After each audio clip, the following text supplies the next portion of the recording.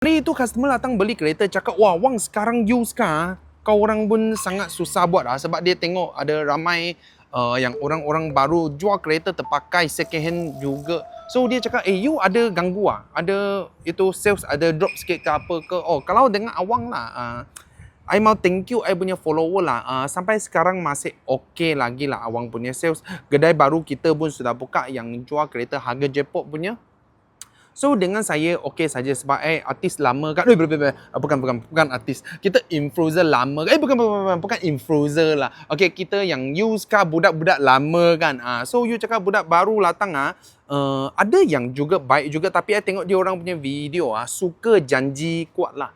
Janji-janji nanti belakang ada masalah baru argument. Kalau you dengar awang kita bezaan apa? Bezaan you datang lah. I recommend you itu kereta. I ada tengok you punya ekonomi lah. You baik ke tak baik ke. So you untuk ini kereta, beli ini kereta nak untuk apa? Kerja ke apa ke. So kalau you nak low maintenance takkan I bagi tunjuk Ford. Ada orang dia macam mana? Dia ada profit sajalah, ada gaji saja, semua dia cakap baik. Bang, you sini ada apa makanan baik? Kita sini semua bagus. Cakap macam tak cakap saja, betul tak?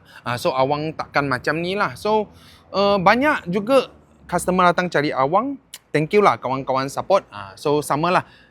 Nanti kalau boleh awang share rezeki, kasih yang share rezeki kereta ke macam mana ke. Kau orang tengoklah hari raya nak buat apa offer punya. Follow awang dapatkan info dan knowledge kereta.